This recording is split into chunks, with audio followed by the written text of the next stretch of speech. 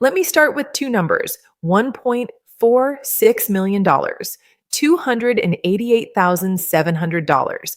The first number is what Americans say they need to retire comfortably in 2026, according to Northwestern Mutual's 2026 Planning and Progress Study.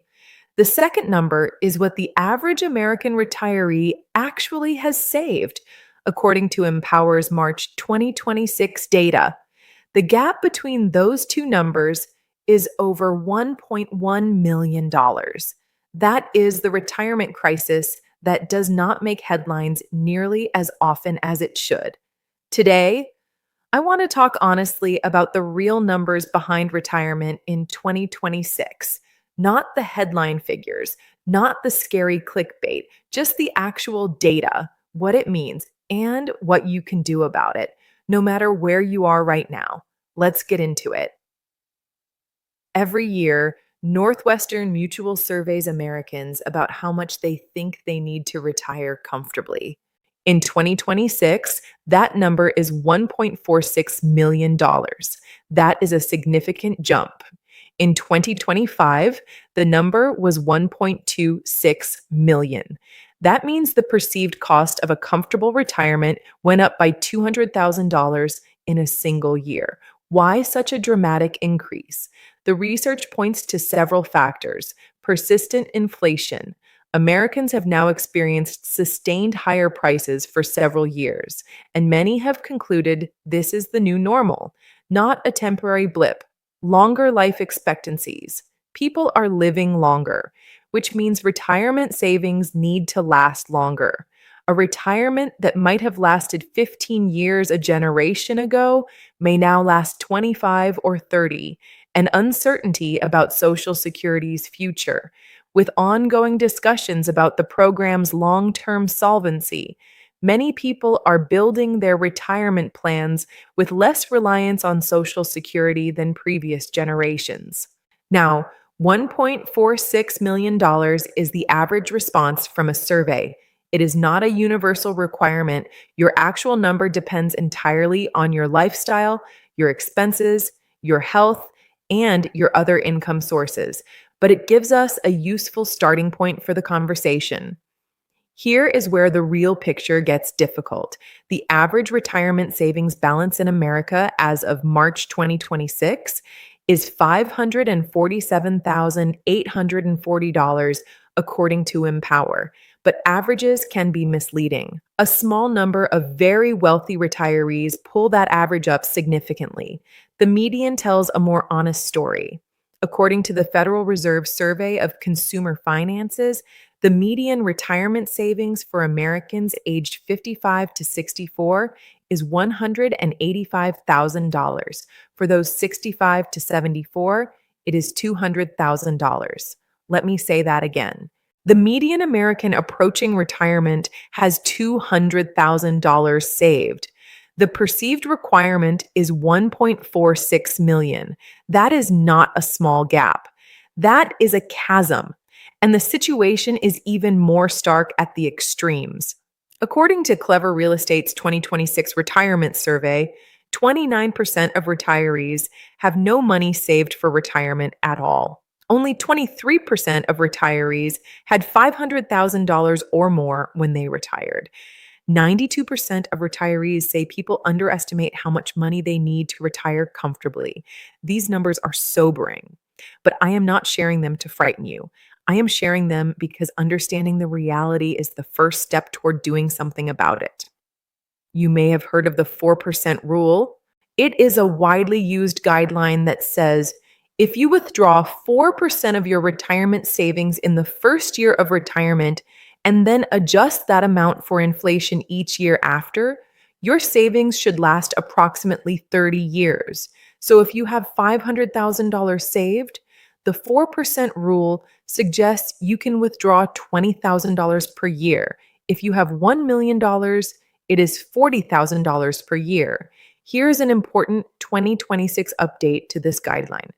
The rule was created by financial researcher William Bengen in 1994.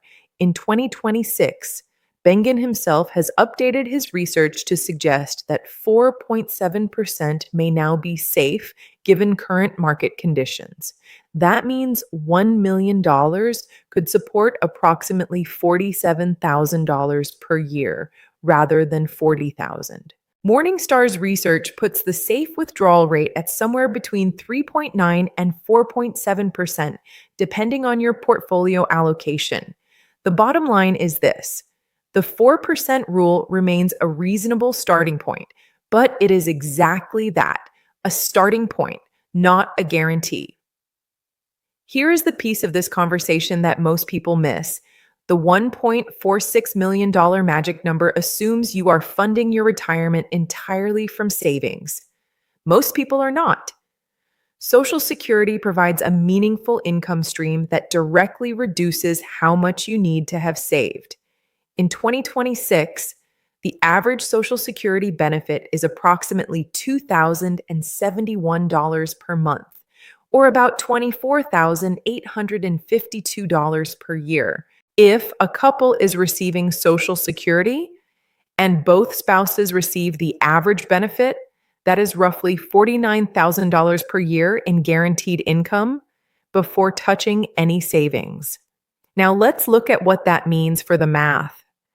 Say you and your spouse need $60,000 per year to cover your expenses in retirement. With $49,000 coming from Social Security, you only need $11,000 per year from your savings. At the 4% rule, that means you need about $275,000 in savings, not $1.46 million. The magic number changes dramatically based on your Social Security benefits, your expenses, and what other income sources you have. This is why the one-size-fits-all retirement number is misleading. Your number is personal. So how do you figure out your actual number? Here is a simple framework. Step 1, calculate your expected annual expenses in retirement. Be realistic. Include housing, healthcare, food, transportation, and the lifestyle you want. Step 2, estimate your guaranteed income. Add up Social Security benefits for you and your spouse if applicable. Add any pension income if you have it. Step 3, calculate the gap. Subtract your guaranteed income from your expected expenses. The result is how much you need your savings to provide each year. Step 4, apply the 4% rule. Multiply that annual gap by 25. And that is roughly the savings target you need. Here is an example. You expect to spend $50,000 per year in retirement. You will receive $24,000 per year from Social Security. Your gap is $26,000 per year. 26,000 times 25 equals $650,000 needed in savings, not $1.46 million. That is a very different number. Regardless of where you are in your retirement savings journey, here are 3 things to do immediately. Step 1, log into ssa.gov and look at your Social Security statement. Your projected benefits are listed there. This number has a bigger impact on your retirement security than almost anything else. If you have not looked at it recently, look today. Step 2, calculate your personal retirement number using the framework I just walked you through. Stop comparing yourself to a national average that does not account for your specific situation. Your number is the one that matters. Step 3, if you have not done a retirement income plan with a financial professional recently, consider doing one. Not to be sold a product, but to see your actual picture laid out clearly. Many credit unions and nonprofit organizations offer this at no cost. The gap between what people think they need and what they have is real and it is large, but it looks different for every single person.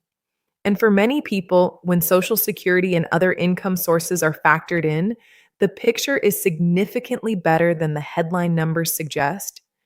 Retirement is not a number, it is a plan. And a plan starts with knowing your real numbers, not the scary average.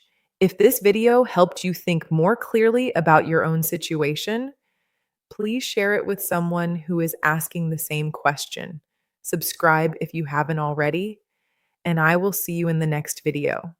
Stay safe and stay protected.